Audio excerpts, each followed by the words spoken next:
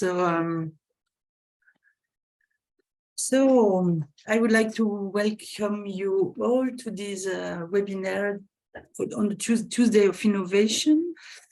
This is the first of this new year, and it's even time to wish you a happy new year, because it's not the end of January. So happy new year from the RNI team. So we have this afternoon a session of the webinar, which is the presentation of a special issue of the Journal of Innovation, Economics and Management, which was co-edited by Laurent, Dupont and Fedoua, Kasmi, and which is about do it together and alternatives to innovations. So they will start by presenting the special issue, the topic and the different papers which are in this special issue, and then Mehera Hassan, who I suppose is arriving or will arrive soon. She will present the paper about key enablers towards major company community collaboration in open source hardware. And then, so this will last the whole presentation during one hour. And then Joshua Pierce, which is part of Laurent and Fedoua's team, will moderate the discussion. So Laurent, I leave you the floor. It's to you. Thank you for having accepted to present this special issue. You have to unmute, you are muted. Yes, it's better. So thank you, Mireille. Hello, everybody. Thank you to be here today. Fedoua, Joshua, Roland, and I are happy to present the new issue of Innovations, the Journal of Innovations, Economics and Management, for this new Tuesday of Innovation, supported by the Research Network on Innovations. I take the opportunity to thank my colleagues and Branding Laperche, editor-in-chief of GEM and president of Research Network on Innovation. First of all, we will present the context of this issue and why we are focusing on the concept of do it together. In the second part, Fedoua, Kasmi will briefly present the 8 original interdisciplinary researches that deepened the analysis of this novel approach. And we will then give the floor to Mehera Hassan, one of the authors of this rich issue of GEM. Finally, with Joshua and Roland, we will be happy to talk with you and answer to your questions. In 2019, the European Commission initiated a call for projects on open innovations for collaborative productions engineering, aligned with the strategy of factories of the future, with the ambitions of transferring the success of do-it-yourself phenomena to small and medium-sized enterprise. Indeed, the emergence and multiplications of spaces and networks of makers, hackerspace, microfactories, fab labs, etc., equipped with digital manufacturing tools and technologies, has favored new types of innovation processes and the development of more agile, democratized, and distributed productions based on commons-based peer productions, particularly digital commons. The richness of the concept is reflected in the launch in 2019 of 4 European projects, which are a small part of public-private partnership dynamic. These 4 projects addressing the following subjects: open innovations digital platform and fab labs for collaborative design and productions of personalized, fast-moving consumer goods with DIY for You project, open innovations ecosystem for do-it-together process with INEDIT project, social manufacturing framework for streamlined multi-stakeholder open innovations missions in consumer goods sectors with iProduce project, company community collaborations for open source development of products and services with OpenNext project. The diversity of the actors, industrial sectors, technologies, and territories involved in these projects provides complementary parameters of actions and experimentations. As you can see on this table, the 4 projects develop manufacturing demonstrator facilities involved in both physical or digital networks. It is an extraordinary breeding ground for reflections and conceptualizations of new concepts, which are tested in real conditions. This is what TRL 6 means. This collaborative dynamics based on demonstrators is completed by our willingness to think and capitalize on the underlying conceptual framework. The Factories of the Futures concept is driven and supported by the industrial and manufacturing communities. It is part of the fourth industrial revolutions, also referred to as Industry 4.0. According to Laurent and Hort in 2020, Industry 4.0 is a concept that requires integrations of technological, business, and organizational aspects.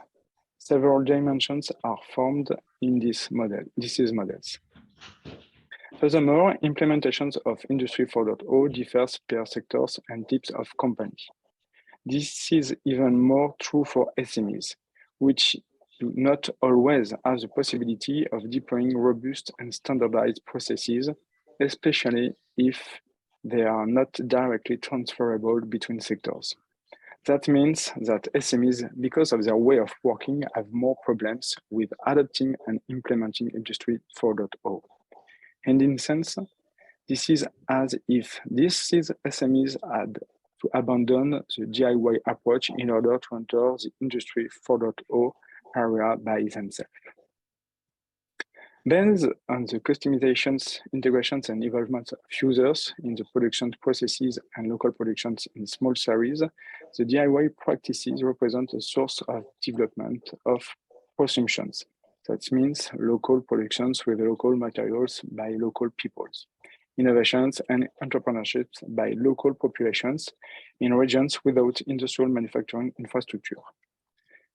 The confluence of ideas and technologies and the interconnections between digital and physical environments offer the potentials for transitions to a new form of hybrid productions that combines the scale and efficiency of high-volume manufacturing with the benefits that small local producers, like SMEs, brings to local economies.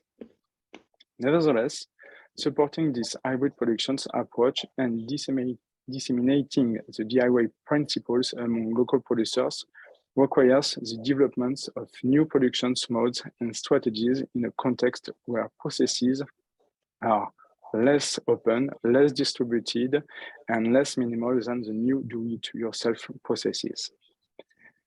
Moreover, the practices observed in these new places of innovations show certain limits, such as voluntary works or the self-innovations of many actors without objectives imposed from outside, which can lead to the abandonment of many initiatives or the difficulty of working with companies, while companies are engaged in a collective process involving professionals and contracts. So a mutual understanding of practices must be initiated. On the other hand, society is changing and awareness of the negative impact of technological advances on our natural ecosystem seems to be increasing. Some authors, as Elias Karianis, have argued that for a quadruple or even quintuple helix of innovations, aiming to integrate citizens and representatives of the biosphere into the well-established PPP innovations production process. Thus, although many of these expected impact of the European call for projects are ambitious and need for a lot of investments, as you can read with the list of 5 expected impacts on the screen, the factories of the future actors have an urgent need to consider the impact generated by cyber-physical systems regarding environmental and even geopolitical issues, which we can no longer ignore. The factories of the future must minimize or even eliminate all negative externalities for its entire value chain. Human and economic activities can be rethought through the emergence and implementations of factories of the future. Recently, in 2021, the European Commission, itself questioned the Industry 4.0 model and suggests moving toward Industry 5.0, an industry adapting a human-centered approach respectful of the limits of our planet and capable of resilience. Finally, for this moment, many actors, especially small producers, miss the opportunities of development and innovations offered by the DIY. But the accelerated development of advanced technologies, Internet of Things, 3D printing, immersive technologies, etc., the interactions between digital and physical environments, and the spread of alternative development models such as the circular economy or the development of urban production models offer the potential for transitions to new innovative and sustainable hybrid modes of innovations, productions, and consumptions. In this context, the emerging design global, manufacture local model aims at transforming the global manufacturing industry so that the vast majority of products can be manufactured locally by globally exchanging the information flow on how to manufacture the product over the physical flows. Thus, the do-it-together approach is a transition from the do-it-yourself phenomenon. This is limited to a small type of actors at determined local scales to a more open and collaborative dynamic, including heterogeneous actors who are not necessarily located in the same area. This is what the demonstrators of the 4 European project we have mentioned are testing, and that the articles in the journal are in a complementary way. The do-it-together is a social manufacturing approach based on a co-creation and open manufacturing of customized products involving consumers assisted by a community of professionals and experts. The do-it-together concept as a form of participatory design and collaborative production strategy aims to create open co-creations and manufacturing ecosystems to transform do-it-yourself practices into a professional approach to capitalize the knowledge, creativity, and ideas of design and engineering. This approach aims to engage the integrations of individual customers in all physical product manufacturing processes, from ideations to productions for economic, societal, and environmental purposes. Do It Together is built on social manufacturing paradigms such as cyber-physical social spaces that involve human intelligences and social organizations to enable social interactions and organic connections between prosumers and socialized resources to co-create individualized products and services. According to the DIT strategies, will enable the development of connected open innovations networks coordinated by multi-site digital platform. These platforms support co-creative communities in the form of distributed value networks in a collaborative economic context. The DIT networks links consumers, makers, microfactories, and small local producers, making their production capacities available to the local ecosystem and forming regional poles of industrial innovations that could disrupt the functionings of the current production systems. On these first elements of definitions, we can say that the comprehension of this concept requires the intersections of many dimensions: industrial, social, technological, urban, economic. This is what we will see with the content of this issue. So I let the floor to Fedoua Kasmi. She will present you the following articles. Thank you, Laurent. Can you hear me? Just to be sure. Yes. Thank you. So hello to all the participants of this webinar, and thank you. So I will try to briefly present the articles of this special issue, which aims to extend the concept of factories of the future, as Laurent has explained, through the development of the DIT approach. This special issue brings together a set of expertises, disciplines, and networks to enrich the conceptualization of the DIT on its technological manufacturing dimension, but also, as Laurent said, organizational and sometimes territorial aspects, with the aim to achieve a more local and sustainable European industry. So this special issue includes 8 papers. 4 papers directly explore the different facets of the DIT concept, enriching its definitions and above all proposing concrete avenues for its implementation, and even outlining its potential business models.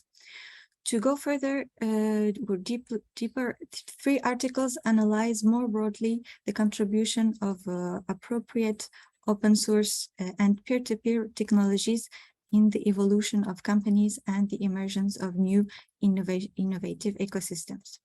And finally, the special issue will include an additional Varia article addressing a business model approach built in a collaborative way in the field or applied to the field of mobility.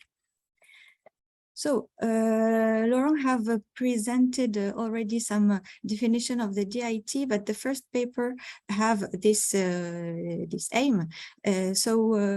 Brunel March and its co-authors define and formalize the DIT concept and present it as a new approach to social manufacturing that is built on co-creation and open manufacturing of personalized products involving consumers that are assisted by community of professionals and experts in cyber manufacturing space. All this have been developed through a literature review. The authors, as a contribution, emphasize that specific ecosystems, logistic and economic model must be designed and implemented to scale up to industrialization. And in this perspective, the future work should be focused on study of the conditions of its implementation on real demonstrators. The second paper by Marc Palot and its co-authors provide a systematic literature review to explore the challenges and enabling technologies for implementation of the DIT. The authors used a product lifecycle analysis to build an analysis grid to study 38 most relevant papers in the literature. And with this, they show that only immersive technologies at the earlier product lifecycle analysis stage are based on or as enabling technologies for DIT implementation. Experience design technologies, in fact, appear to be an appropriate catalyst for new product development, particularly in the ideation and design stages due to the power of virtual prototyping. However, they identify a significant impediment related to the lack of appropriate customer skills to appropriately contribute to design and manufacturing activities in this DIT approach. We have also the paper of Tobias Leiting and its co-authors, which seeks to develop a sustainable business model directly related to the DIT approach. So it's applied to creation platform in a DIT approach with a concrete application in the furniture industry. So here in this paper, the author used a 4-step business model innovation framework, which are based on the definition of the business field, determination of the business elements, identification of business options, and the creation of the business model. And with this methodology applied to a platform business model developed in the context of the inédit European project.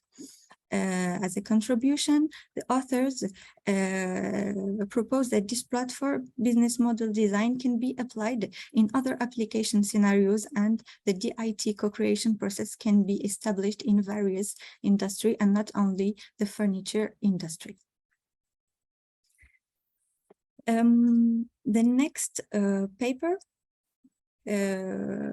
with a focus on operationalizing DIT.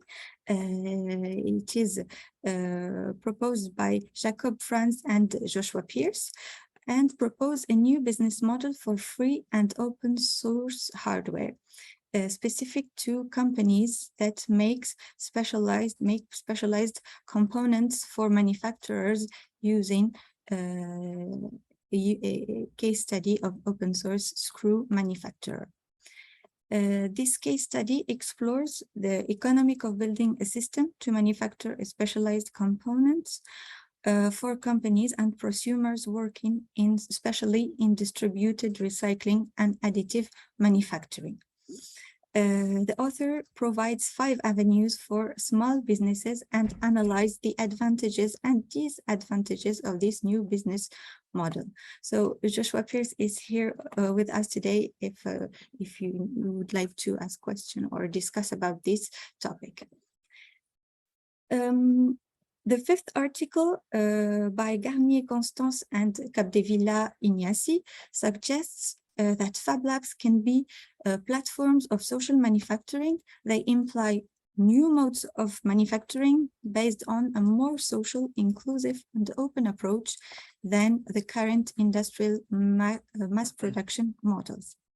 To understand how can the activities that take place in Fab Lab impact prospective scenarios of social manufacturing, the authors suggest that by implementing activities combining making, hacking, and coding, the Fab Labs might be able to articulate for a mode of social manufacturing. So we next have the paper of Mehera, Hassan, Robert Mize, and Laurent that address the key enablers toward mature company community collaboration for open source hardware. But I will not reveal details because Mehera Hassan is with us today to present this paper. In the next paper of Laetitia Thomas and Karine Samuel, they highlight that it is essential to better understand the dynamics of value creation in a local context, bringing together research on open source hardware and business models and the middle ground constructs.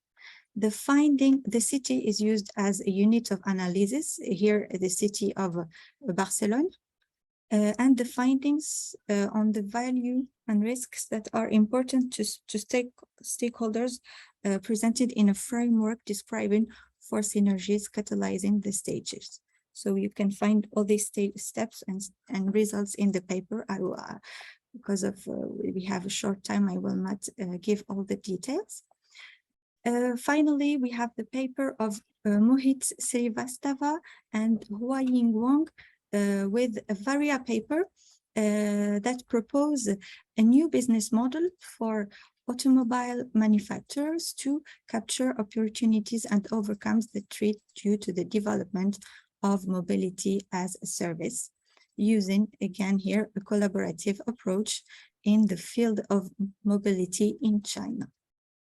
So this was all the papers of this special issue. We have also 4 book reviews that are proposed by Jean-François Bouju, Benjamin Poussard, Mauricio Camargo, and also Morel Carol on topics that are also related to DIT approach and social manufacturing. So you can also find really relevant discussion about these 4 books that you can consult with the special issue.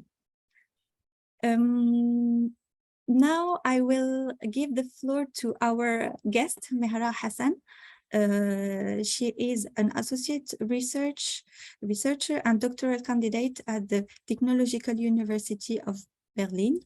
So I don't know if Mehera is, I think she is connected. I am here. Thank you, Fedoua. Great, thank you. Good afternoon, everyone. I will try to share my screen. Could you please allow sharing? Et il faut que vous départagiez, enlevez votre... Yes, I stop. I think that, hello, Mehera. Hello. Sorry for the issue with the connection. No problem. I'm glad we made it on time. Can you hear me clearly? Can you see my screen? Yes.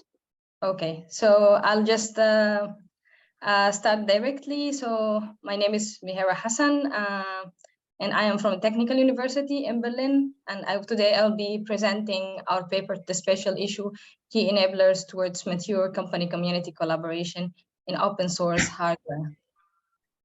Before going into the details, I would like also to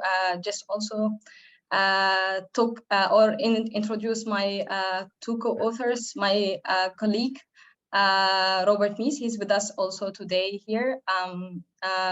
Robert, you want to say a few words about yourself and say hi? Yeah, hi, sorry. I'm also a research associate at the chair, and we did the Open Next project, and this was the main paper from it that we made. So yeah, I'm happy to be here and looking forward to your presentation, Mehera. Thank you very much. And with us also our professor, Prof. Roland Jochem. We are from the Institute of Machine Tools and Factory Management. And as Robert just said, this paper emerged from our Edge 2020 project Open Next, which has ended end of November. With this presentation, I will try to give a bit of a background so that we will know why did we take this approach and why we decided to go and make the paper, a bit about the research design, the findings and discussions, and also since we have written the paper, there has been some progress. What are the progress and next steps moving forward? So few words from OpenX, because the paper emerged from research we did as part of the project. I think Laurent earlier has introduced our call, the Factory of the Future, and the 4 sister projects. So in our project OpenX, we also want to envision a way of collaborative manufacturing and a way where we call a strategic way for companies to work together with consumers, with Fab Lab and maker spaces to be able to innovate differently and also capture the essence of open source hardware to be able to design, produce, and also distribute product in the future. As I've said, the project have lasted from September 2019 till last November. It's hard to speak about it in the past tense. It just went on for 3 years, and we were 19 partners from 7 different European companies.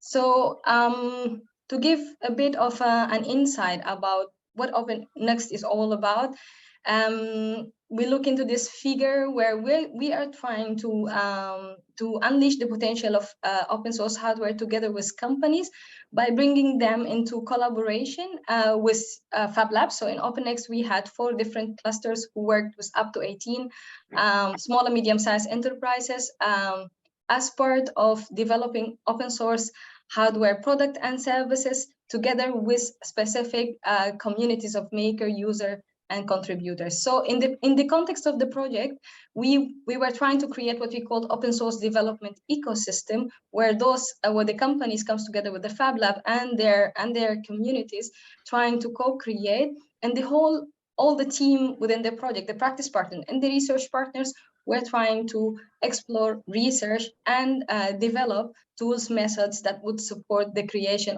and the sustainability of this open source development ecosystem. So we looked into business model, ICT infrastructure, prototyping, also methods and tools that would support what we call company community collaboration in OpenX. So in order to go in now to the paper, the paper was a single step of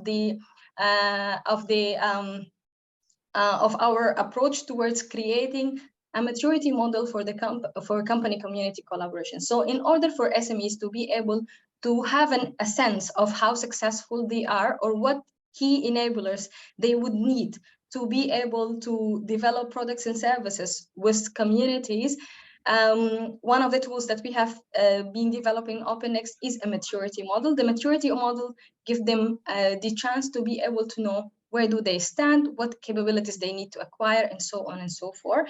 And the model has been developed towards the end. The paper happened in research happening from 2020 to 2021.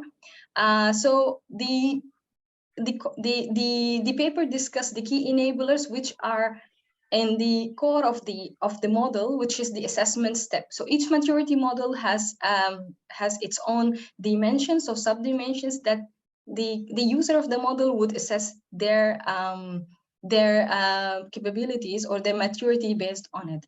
So we wanted to understand what are the elements that companies needs to have, or what are the enablers that the companies needs to have in order to be able to succeed moving forward and developing products and services with the communities and also with the Fab Labs. So from here emerged the idea of the paper, and we started on by looking into, okay, we want to define the model dimensions, which is the key enablers. So in order, we are talking here about collaborations with community, open source hardware, a field that has not been extensively researched so far. So in order for us to define what dimensions do we have and so on and so forth, we had to, it was a bit challenging for us because there was not enough literature out there, and also it's a field that is a lot of experimentation is also happening now. So we wanted to take a multi-layer approach, a qualitative approach, to be able to look into, okay, what can contribute to the success of company community collaboration. So what we have decided to do is that we wanted to check out the existing multidisciplinary literature, existing maturity models that would somehow, several maturity models have also tackled a lot of problems, but we wanted also to combine the different aspects that the concept of company community collaboration has. Plus, we have a lot of experts and also a lot of people working in the field of open source hardware. So that's why we try to combine them both into, and going into an eDelphi study. We have chosen this very specific method because we were not sure where to start. We wanted to start by going in rounds and rounds until we come out with a solid, agreed upon, defined enablers or model dimension of what would possibly help us move forward. So this is how we came up with the multi-layered approach towards the study that we reported in the paper. So first of all, we had to, there is the literature that, there is some literature that, of course, the maturity model literature, but also there is the open source hardware literature, something also we wanted to look into because, or we have looked into because it's complementary. If we have defined what are the enablers, we also want to define what are the best practice. So later on, we would be able to define. So we went into the literature, gone through maturity models, also go through them, selected several maturity models, did a literature review to be able to come up with maturity models that has the essence of collaboration, the essence of, I see a hand up. So do we go with the questions at the end, or? Yes, we have questions for the end. So okay, so I'll just continue. So based on several maturity models, we were able to come down to 9 of them that has been developed from 2005 to 2020. Those 9 just touch the different aspects, the collaboration aspects, the capability aspect, the innovation aspects, the open source hardware aspects, the collaboration aspects, in order to be able to create a baseline for the discussions. We are consulting experts about the key enablers, but in order to go to the Delphi study, we have to have a baseline. So coming out of the literature, we were able to come up with number of dimensions and subdimensions. The dimensions were more than the subdimensions, and we created a report that that would be the base of the discussion moving on to the Delphi study. So the Delphi study, we decided to go with an eDelphi study. We have acquired up to 20 experts from academia, the industry, and open source hardware domain. And we have decided to create 3 different panels. Again, the context itself is very challenging, and also we wanted to since we are doing this model for SMEs and for also people from the industry, we wanted also to take the considerations, the challenges they are facing, and so on and so forth. So we created the 20 experts were clustered into 3 panels: from academia, from the industry, so SMEs, also makerspaces, and so on, and then also general experts from the open source hardware domain. All experts are located within Europe, and the Delphi study were designed in a way that we had up to 3 rounds. 2 of them were asynchronous, so you as an expert would receive a link to a software that is an open source hardware software. It's called eDelphi, that is designed to run this study, and then you will be able to be introduced to the enablers that we have, and then put on your opinion, expand them, change them, and also make a comment, so that we will be able to gather the opinion of the experts on the content that we have. So the first round was asynchronous. It was done in a survey, and then the survey went out to the 20 experts. We received through the software. It was easier because we were able to generate and analyze the long feedback that we have received from them. And of course, because they come from different domains, they had different opinions, and we went into intensive analysis to be able to then update as much as we can the current version of the dimensions that we have. But we have noticed that there were contradictory opinions on certain aspects that we had to take into considerations, and that's why the second round of the Delphi study had a different format, focus group format. So we brought the experts together into meetings, and then we have prepared this very specific issues or topics that there were certain opinions, and then we put them again into the table to come into conclusions or to come to an agreement, something that we could take off and then keep updating. So we had up to 3 different workshops, and then also all the input went again. We are doing a traceability report, moving from the first version to the second version, and seeing also what's going on. So in the third round of the Delphi study, we took the old and the new model, send it again via the eDelphi software to the experts now individually, to have their own time to look into the development and see also if something up has come and what can we improve, if they had further opinions, and also to rank the different enablers based on importance, and of course expand if they have to. So after the third round of the Delphi study, we have reached a level of consensus that were a bit acceptable for us, and then we have decided not to go for a 4th round and come up with the definitions of key enablers and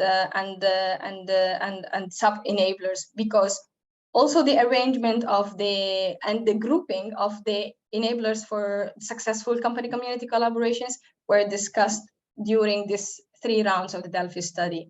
So how would we then present these results? We found out that if we do a finding and discussion at the same time in the paper, it would be very helpful for the readers to read, to discuss, to reflect on the different aspects, and also on some of the discussions that were going on based on the expert opinions. So overall, we came up with 7 different key enablers. So collaboration readiness for key individuals, vision, strategic alignment, management and governance, tools, resources, external value network, culture.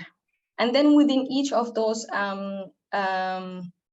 key enablers, there are sub-enablers, and the way it's done like this, because then we will assess the maturity based on each of those 7. So the companies would be ranked against each of those 7 different enablers. I will go through them quickly, but of course, if you want to go in depth into discussions and also the opinions of the experts and the outcomes and recommendation, then please go ahead and feel free to grab the paper and read it forward. So I will start with the collaboration readiness.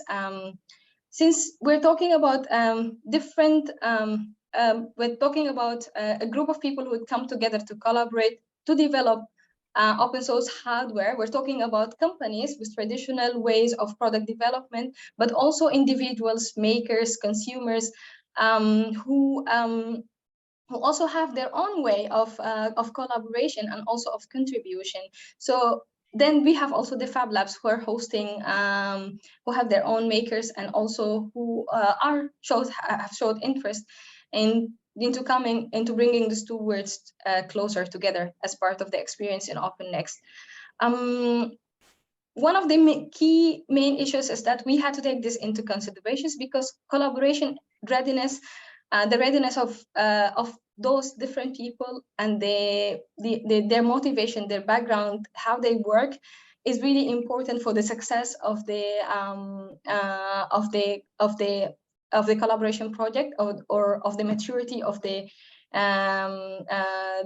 company community collaboration. And within this element, we look specifically into the drives, the difference between the different drives and expectations of these groups working together, and how this drives and expectations needs to be taken into considerations, needs to be also discussed intensively, so that this collaboration could be successful and people could move forward. And also, since the project goes on for certain times, within OpenNext, we had projects as short as for 3 months, and then project that goes longer to 9 months, 1 year plus. People, because in the company, people are bounded by contracts, but we here within such a collaboration, people jumps in and jumps out. So and also when they jump in to work with a team they're not familiar with. So the onboarding, how people are onboarded to the collaboration is also very, very important. Making sure that there is a safe place for everybody, that the different set of skills, professional backgrounds, and also ethnicity, gender, whatever is very respected, and also that people are able to come in, understand what's going on, be onboarded, and start contributing and feel okay. The second element that has been discussed, or the second enabler, is if you're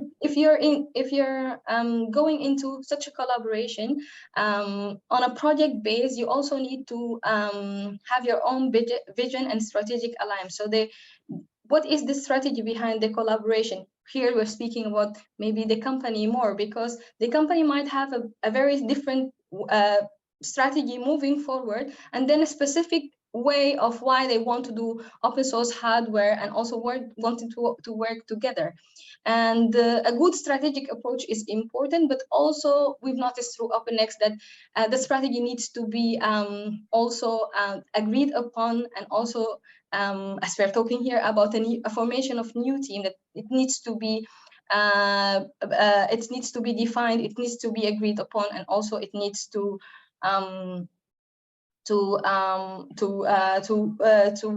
exist, and with transparency. So the sub enablers in this second enabler or second dimension of the model were the existence of a well-defined, transparent, documented, aligned strategy. And then the second part is that this is a project going on, and then we have different participants.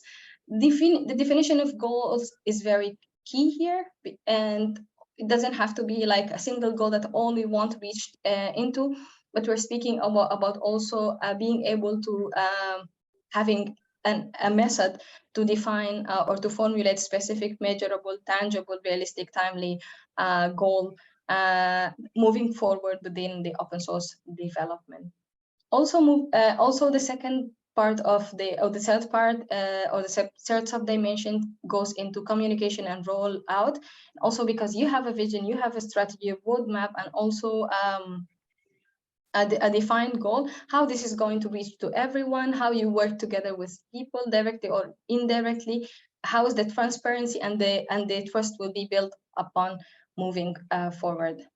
The third enabler that we have discussed, or the third enabler that we have identified, is about management and governance. We're speaking here about a transition from traditional management systems within organizations or within company into a special context of how then the operations or how then the collaboration would be managed, taking into consideration also the needs and the specifications and the context of all the participants, and what kind of models and management schemes or governance schemes. Some of the experts did not like the word management at all. So how do we govern the operations? Because it's a project, it's serious, and we're moving forward. But at the same time, we have to find a very specific governance model that would fit the needs and the goals, of course, based on the timeline and the resources and the type of people working, and so on and so forth. Beside the decision, beside the governance models, there was also the enabler that has to do with this decision making, how decisions are made when we are in this context, and how do we reach a decision.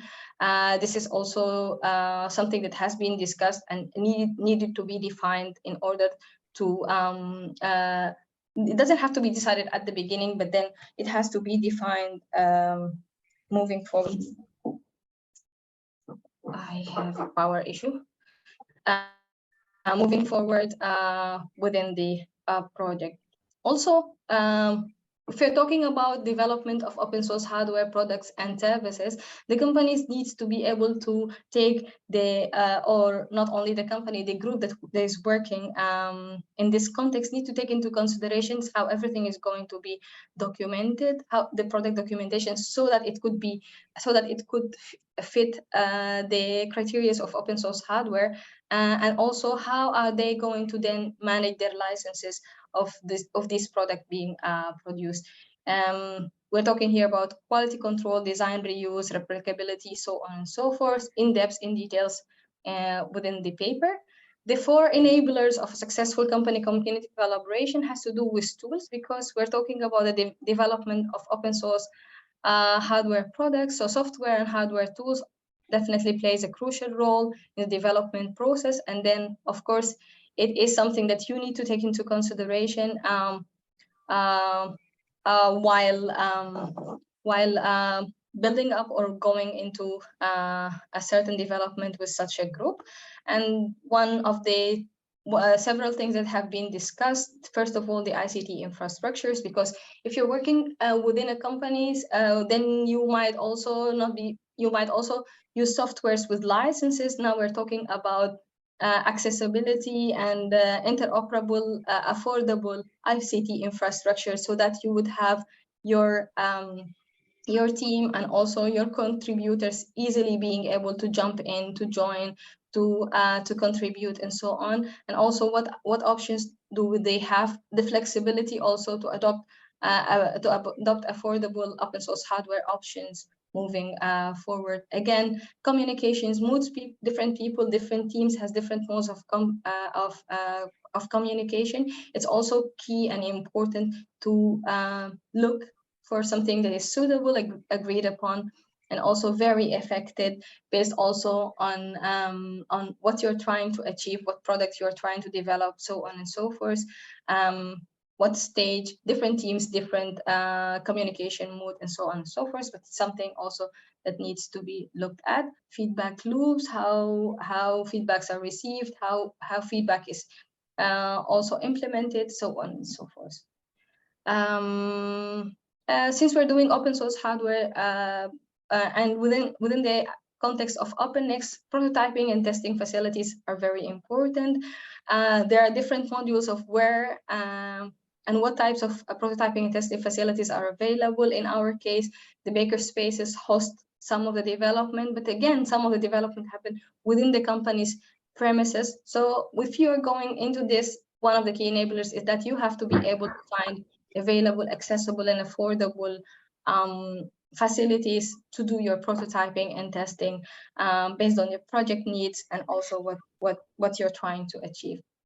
And also, while you're doing this, we have to take into consideration knowledge and information preservation. Here, documentation is very important, but also when people are working within projects, there is a lot of knowledge and also information that has been created, also a way of how to standardize your processes, document it well, because if you invested in such a thing, you would maybe want to do it one more time, share it with people.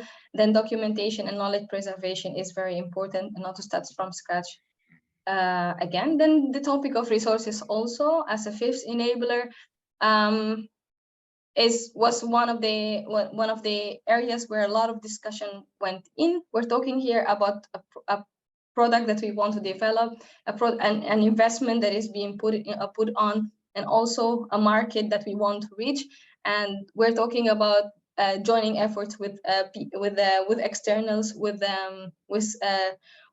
teams from the outside, with individuals. So how do we plan our resources? How do we make sure that we have enough resources moving forward and within the project? So the resource element was discussed a lot about also the need of having committed resources, to what extent, and also the ability to live with, to be a bit flexible with people moving out or jumping into the project, and what you would want to do internally, and how would you also ensure or attract people to certain level of commitment based on also as what we discussed before, their background, their interest, and also their own motive and their own strategic direction.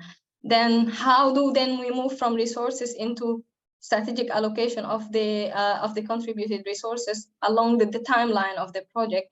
Is also another thing that is needed to be taken into considerations. Human resources is important, but then also we need to think about skills, capability, learning opportunities.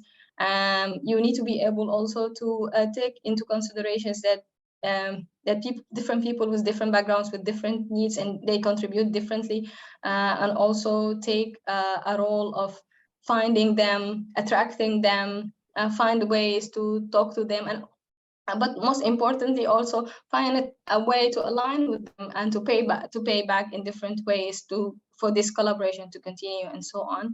And then again, within such a resources, we're looking into skills, who's taking what role and what responsibility moving forward, like in the different projects within OpenNext, the maker spaces and the companies, also the users and contributors in community, contributor from the communities took different roles and responsibilities moving forward. How is this going to be systematically processed, and who's doing what is also very important.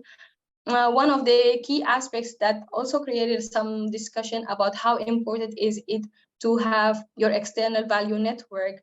And we're here talking about people outside the open source development project, but within the ecosystem, like policymaker, platform owners, public institutions, and so on and so forth. Certain experts saw that this has little influence, but within certain projects, like within OpenNext, one company was trying to create or to help blind people and visually impaired to create their own keypad. Here, the external value network played crucial role for the success, the access to the certain communities, and also the success of the whole the project. So how would you, while moving forward in the project, have the capacity to initiate, sustain, and work together with, and also maintain your external partnership? The last but not least aspect of the key enabler is the cultural aspects. We're speaking here about a very specific context, and the experts highlighted that the cultural aspects is for open source hardware, for collaboration, for working specifically with community, is very crucial and needs to be taken into consideration. We're moving away from the company culture into an open collaborative culture. How then risk can be taken? How do we tolerate failure? And also the style and the way of leadership and inspiration into this among these groups who are not working together within a contract, and how to make sure that how to ensure inclusivity, how to make sure that everybody can contribute, will contribute, and have the feeling of ownership and everything. Also, a lot of points that has been raised within the paper. These key enablers were discussed here, and then the discussion were taken to build then the 7 different dimensions of the maturity model. And then while moving forward within OpenNext, we had the chance to try it first or observe the progress of 6 companies, work together with 3 makerspace, but also validate the model. So I want to share quickly. I know my time is up, but I will take just a few time to just say that so far we noticed that the enablers work differently for different types of projects with different core and different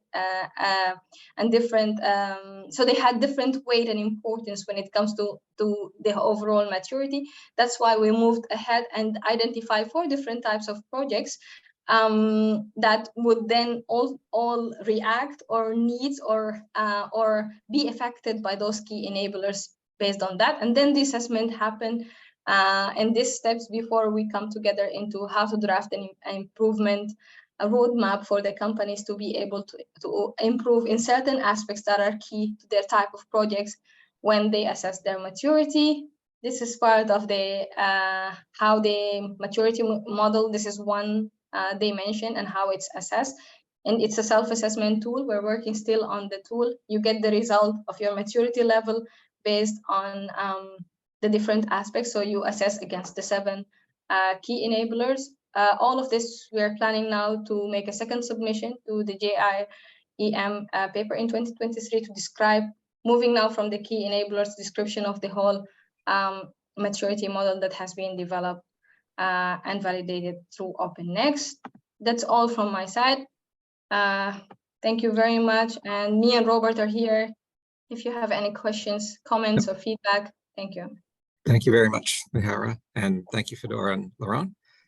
Now we're to our question and answer portion of the presentations. If anyone has any questions, you can raise your digital hand, and I'm sure one of our guests or I would be happy to answer for you.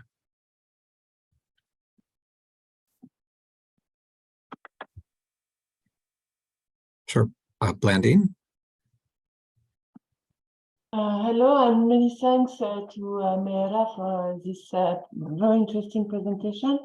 I think it's a really interesting subject and model, but I have some questions about the operationalization of such a model. And my questions are the following. First, how do you define community? In fact, because you say it's a relationship between SMEs and communities. So Yeah. Is there only one kind of community and also one kind of SME at the same at the other side?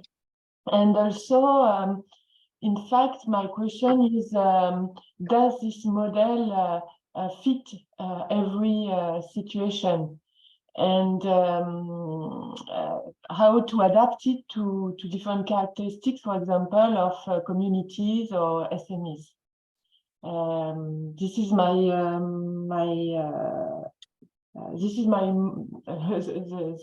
the abstract, in a nutshell, my question, I would say.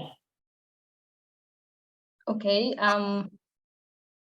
I would want to start with the first question, definition of community. This has been the question throughout the 3 years of OpenNext. How do we define community? There is no single definition of what we mean by community.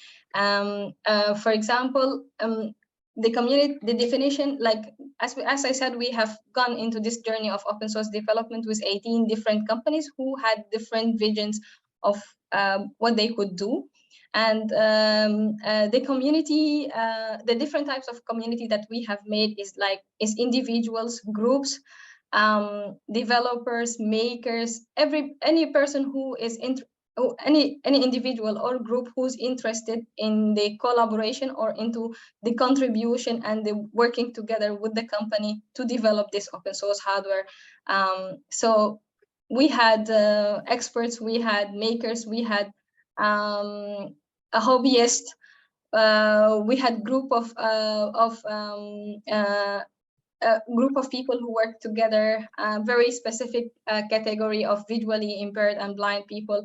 They have been different definition of community. So the community is made up of those individuals, and they are to be defined based on the projects and the need. Then there is a second question about is this model fits everybody?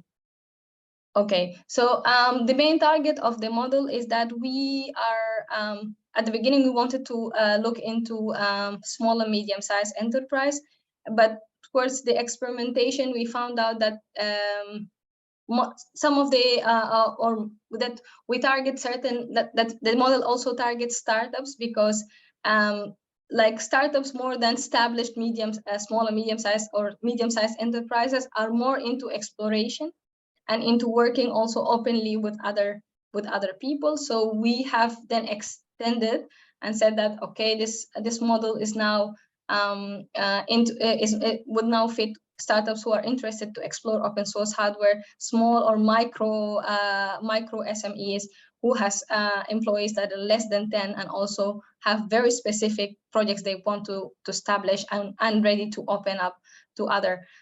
We had SMEs, established company also within, but then we noticed that the scope of the development would be, as I said, that we have defined four different type of projects. The scope of the development that will go into the side of diversification existing products and so on and so forth. So depends on what you want to do. The model can be adapted. It's still in early stage, and we have to test it also further beyond the project. There was another question, or no, but I mean, also thank you for the answers. And I mean, in fact, if I understand correctly, I think that this kind of model can be used for an own assessment of companies and communities, and not really to compare situations. It's more as a way to define one's strategy or one project strategy in a common way. Is it correct or not?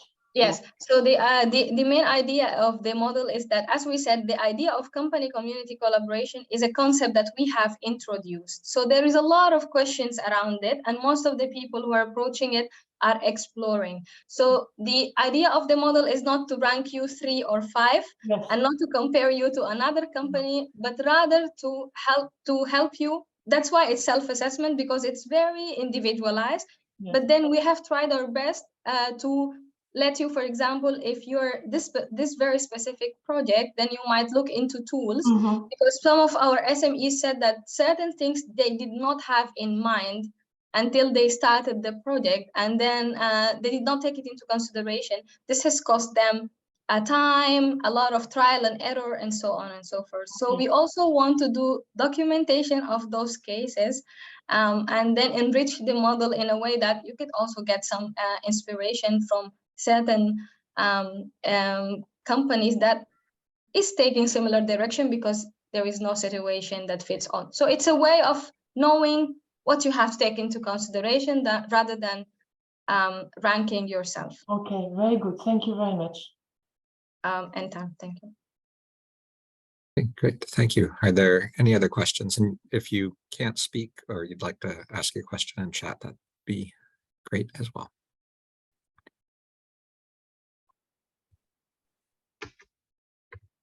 But maybe I'll take questioner's prerogative and ask the presenters a question for myself. So one of the things that has been appearing in the news quite often is how the rise of AI. And I know that some of actually I recognize some names here in the Zoom boxes of people applying AI to open hardware development. And I was wondering, from your perspective and the work that you've done so far, is AI in general going to be a benefit to the open hardware movement, or is it going to present a problem if the models are kind of locked behind proprietary walls. Robert? Yeah, I was just thinking about this. Yeah. I mean, I think it's a benefit because open hardware can act like carrier in a way. Yeah, in terms of design, I mean, if we don't know how something was designed, maybe thinking in terms of generative design, still you have the output and you can explain how you did it. So I don't see so much the risks, but maybe you can elaborate on your question if I'm missing something. So if I look at the economics of open hardware right now, everything my group and many other groups have touched where they apply kind of the rapid churn of innovation going to an open hardware development model, you tend to end up with much lower costs if you're doing distributed manufacturing, and especially if you're using recycled materials to do it. But that the economics is all predicated on how you're costing your labor. And if you move to AI, your labor costs almost completely go away. And so one would think that might help kind of open hardware development spur it and move it faster.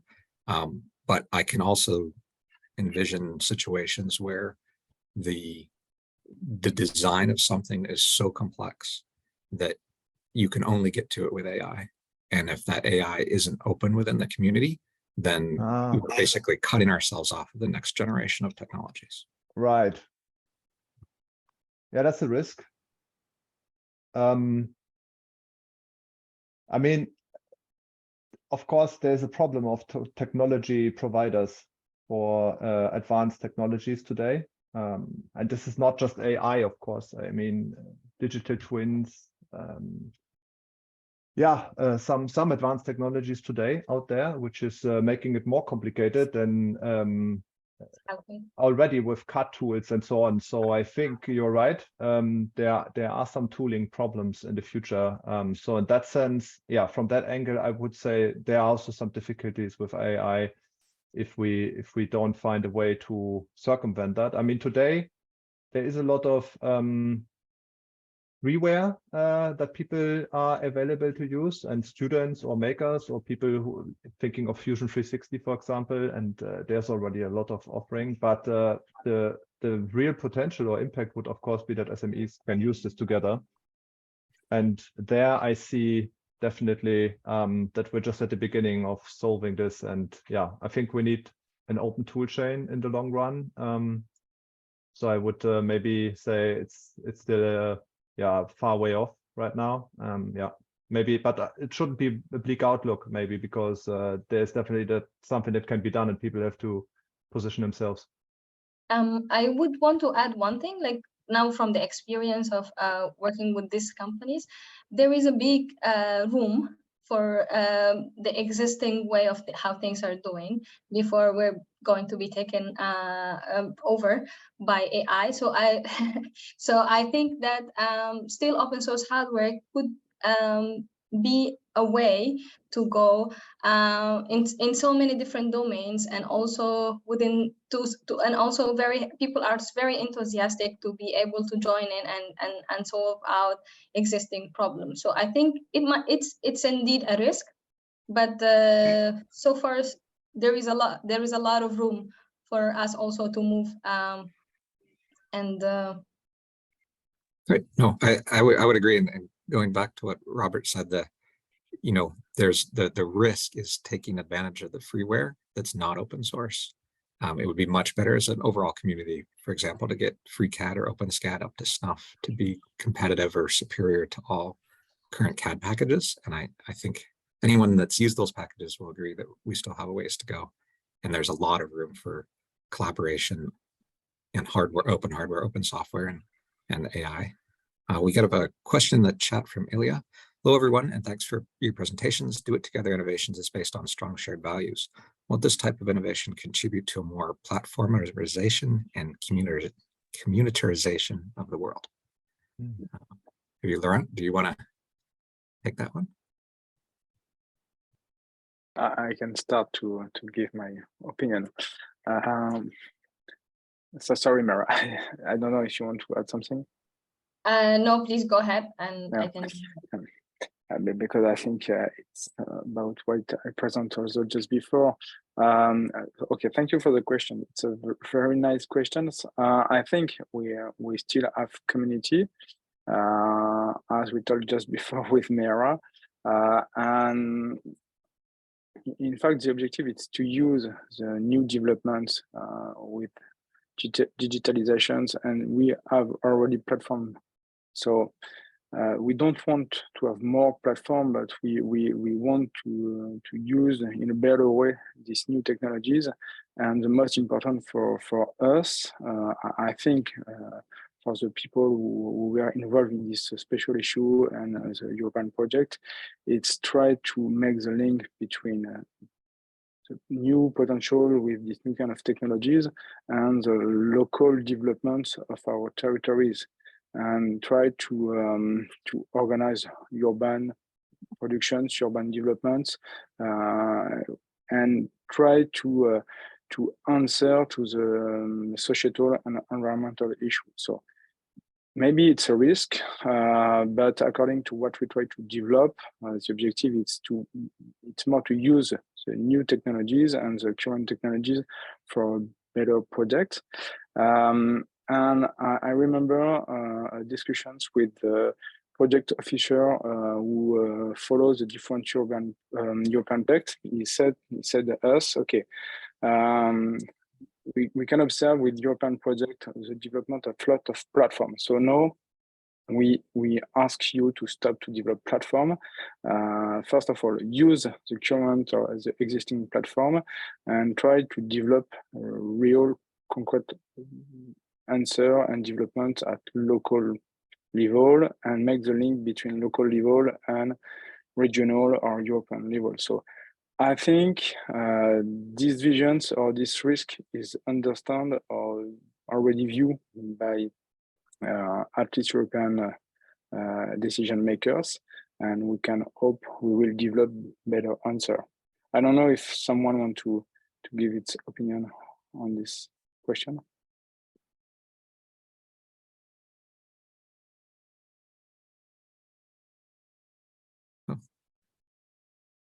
Robert?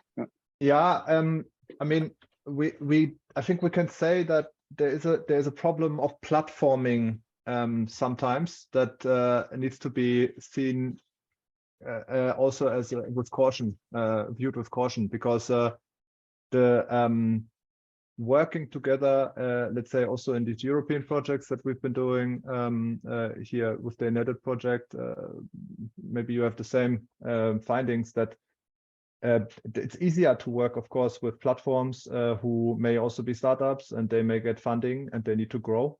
But yeah, I mean, the ideal case scenario would be that we would have distributed platforms where different people work together.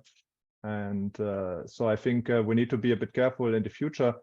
But for now, yeah, I mean, I think we're still at the beginning to be too scared of this, and we should look more at the opportunities. Oh, thank you. Here, we have another question from Fabio. In a world without electricity and rare materials for electronics, can we still talk about open hardware and DIT?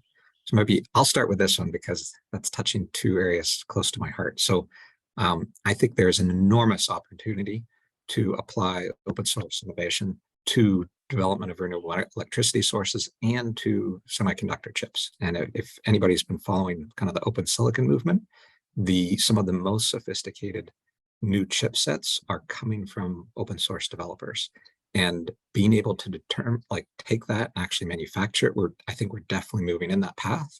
And that same is true for renewable energy sources. So some of us have been talking about open source photovoltaics for some time, and now it's definitely becoming closer and closer to reality, as some of the newer photovoltaic materials are definitely producible at the local scale, and we can already beat small modules. We can't compete with the large mass manufacturers for the big ones, but that's just a matter of time. And so I think there's enormous opportunity to move all of our technologies toward open hardware, and there's a lot of I think effort that needs to be done by the people that are listening to this presentation to make that happen. And we've seen a little bit in the ramifications of having supply chain shortages. I know my group was affected with not having access to electronics, and we've certainly tried to bring more and more of it in-house so that we can make everything ourselves. And I suspect that's true of many other groups that kind of innovate in this space, as well as companies and SMEs that had their supply chains destroyed. And, you know, they're still not quite back yet. We still can't get components as quickly as we used to. Okay. If anyone else has any thoughts on that? Yep, go ahead, Fabio.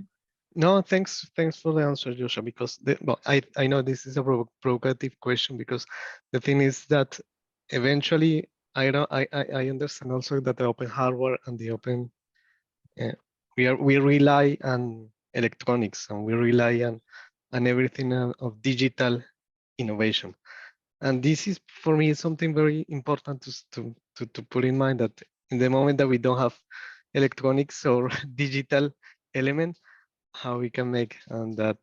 And this is also for, I don't know, it's a question also for everyone, because this is how is going to be the next industry of the future in this limit context of resources. At the end of the day, we can talk decarbonization, we can talk also with the energy supply, but also we can the air, then we base the electronics and the elements. So this is something that I think is to put in this notion. That there is the notion of collaboration, but in what extent we consider also the resources, how we can imagine the resources that we can use to in the manufacturing process.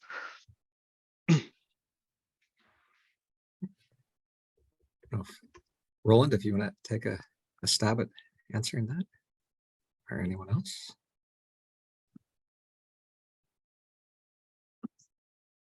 Thank you, Fabio, for the question.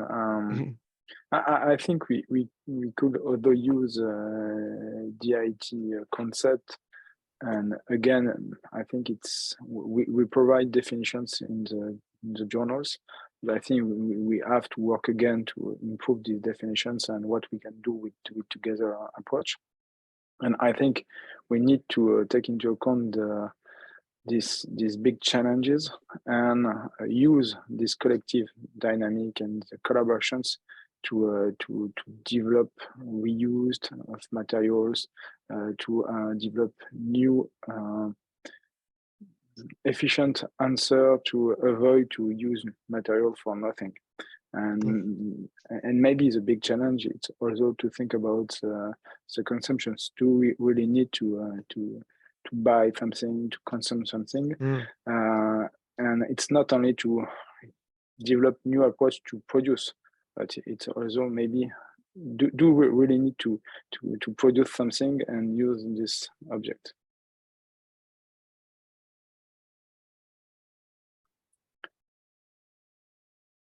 Joshua, can I add something?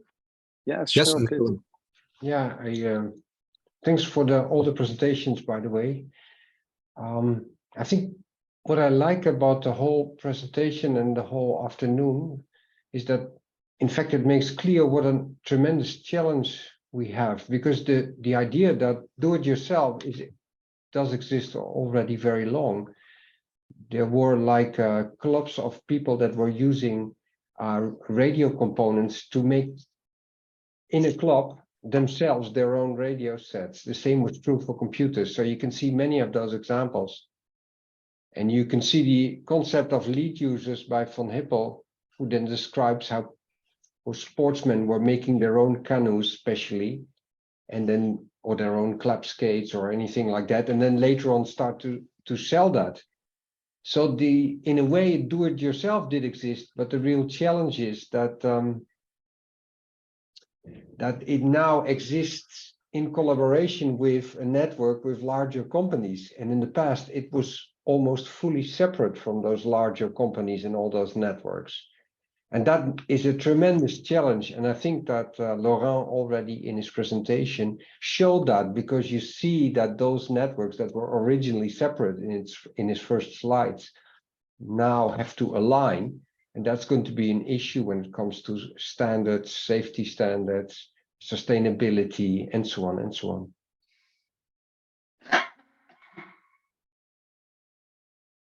Thank you. And I think there's enormous opportunity for all of us working in this space to identify those holes, for example, on safety and reproducibility, and how we can make that more amenable to a DIT-based manufacturing process. Are there any last questions before we end the session? I would just like just a short comment. It will be really interesting to go further in the understanding of how this dynamic can be related to the territories, the territory as a circular entity in which we have different actors, we have a dynamic of synergies, and still need really to define how this can we connect different stakeholders around how you said around this circular economy activities in for example open hardware to create this urban manufacturing, maybe circular urban manufacturing entities, and linked it with this collaborative approach in a symbiotic relations, and what will be interesting it also to evaluate the real impact that this will have or this new approach, new way to product, which is open, circular, what impacts that will have on the innovation in the territories also, how this will create new activities, new innovation that integrates social dimensions and environmental dimensions. Fantastic. That is perhaps a wonderful note to end on. Thank you all for coming, and thanks again to all the speakers. It was very informative, and I think good for everyone that was here. And we look forward to seeing you at the next round of talks. Right. Thank you. Thank you. And Thank you bye-bye. very much. Thank you. Thank you for this interesting webinar. Bye-bye. Bye-bye. Thank you so Just much. one point. Blondine, you want to say Sorry, something? just one point before leaving. Thanks to all of you for the very good presentation and also for the special issue. And what I found interesting is that it is an approach based on mostly based on engineering analysis. And in the research network on innovation, we have also the same kind of issues dealt with by sociologists, for example, or economists. And I mean the question of co-creation, of collaboration, etc. And I just wanted to inform you about the next Spring of Innovation, which will be in Lille, in the north of France, in April, next April. And I'm just sharing my screen here. I think you can see. The subject is about participation in science and research, and how to include communities of people, different kind of people, in the process of research and science. So it's not exactly the same subject as you dealt with, but there are some common points and links on how to include, how to integrate different kinds of public in a process of creation of ideas and creation then of products, services, etc. So I think it's very fruitful to have these various kind of approaches, and you will receive soon the program about the complete program about this event. And of course, you are invited to join us also for this event. That's it. Thank you very much. Thank you. Blondine. The link is on the chat if you want to have more information. Okay, so stay tuned. Thank you all. Thank you. Thank you. Goodbye. Thank Bye-bye. you. Goodbye. Bye-bye.